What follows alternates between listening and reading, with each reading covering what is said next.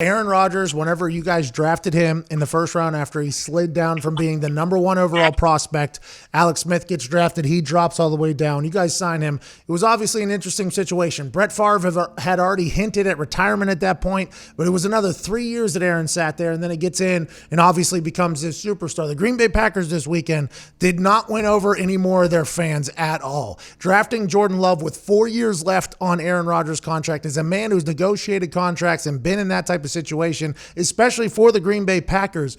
Make sense of that. Does it make any sense to you? For me, I think it's a stupid idea. Well, Pat, let's talk about 15 years ago because I was in the middle. So two things happened that night. Number one, all the guys we rated first round except one, gone. We wanted DeMarcus Ware, bad, gone. We wanted Marcus Spears, bad, gone. Both with Dallas. We wanted Derek Johnson, linebacker, gone with Kansas City. Second thing happening is no one's taken Rodgers. So here we are, and we look up on the board a couple picks away, and we're like, oh my God, there's only one name. And he plays the same position as the most durable quarterback in the history of sports. In the history. So now I got the coaches pulling me like, Andrew, no way. We can't do this. We can't take a player that won't help us this year, next year, who knows, whatever. And then on the management side, Ted Thompson's like, hey, what do we always say? Trust the board. Trust the board. And the board is telling us that's the guy.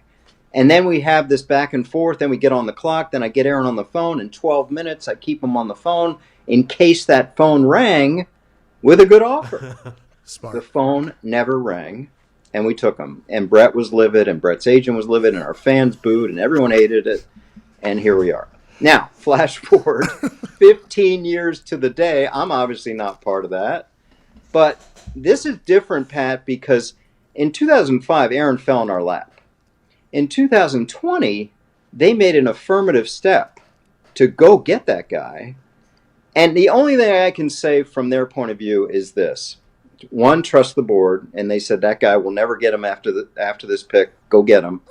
And number two, the Packers fans in front office are the most spoiled group in the history of sports. We have had a franchise quarterback for 30 years, and their goal is to have a franchise quarterback for 45 years. And if that's the strategy, okay, this is the guy, just like Brett, just like Aaron. This is the next guy. But I understand the criticism because this is different. Coach and general manager are all in on this pick. You saw Matt LaFleur all smiles. So we're going to have a rubber meets the road moment because Aaron's got 4 years left. This kid's going to be signed for 5 years. And it's no longer sit a guy for 3 years like Aaron.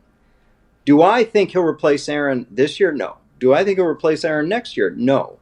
But I think we're looking at a reckoning point kind of 2022 because you don't sit guys 3 years. Aaron was kind of an anomaly.